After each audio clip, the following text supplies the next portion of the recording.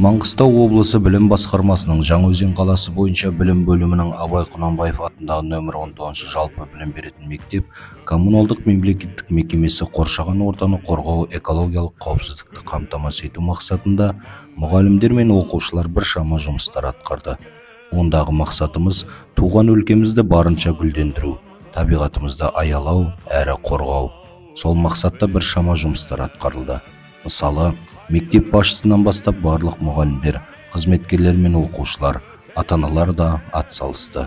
Мұның астында үлкен тәрбиелік мән жатыр. Табиғат бүкіл әлемге ортақ. Оны қамқорлықта ұстау біздің міндетіміз. Сондықтан мектеп ұстаздары оқушылармен бірге Маңғыстаудың демалыс аймақтарында сенбілік жасады. Адам мен табиғат егіз ұғым, табиғатпен тығыз байланысты. Мәселен, демалып отырған ауамыздың өзін жасыл желектен алатынымызға да көп көңіл бөле бермейміз. Басты байлығымыз саналатын табиғатымызды көзіміздің қарашығындай қорғау әрқайсымыздың парызымыз екенін әсте ұмытпағанымыз жөн. Осы орайда біздің мектеп ұжымы әр сенбі сайын сенбілік ұйымдастырады. Мектебіміздің ұстаздары әр сенбіде оқушылармен бірлікте тазалық жұмыстарын ұйымдастырып, мектеп ауласын арам шөптерден тазартып, ағаштарды суарады. Өйткені табиғат, ауа бәрімізге ортақ.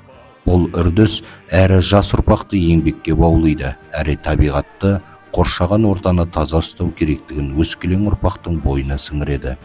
Айта кетелік, біздің ұжым осымен тоқтап қалмай, қарты бар үйдің қазынасы бар дей келе, мектеп еріктілері қарттар күніне орай ардагерлер үйіне барып, қарттарға құрмет көрсетті. Жастарға үлгі өнеге болсын деп барынша көмек көрсетті. Жұмыла көтерген жүк жеңіл. Сондықтан барша адамзат табиғат пен қоғамды байланыстыра келе, аялап, қолымызда бар асыл қазынамызды қадірлей білейік. Әрқашан қорғайық.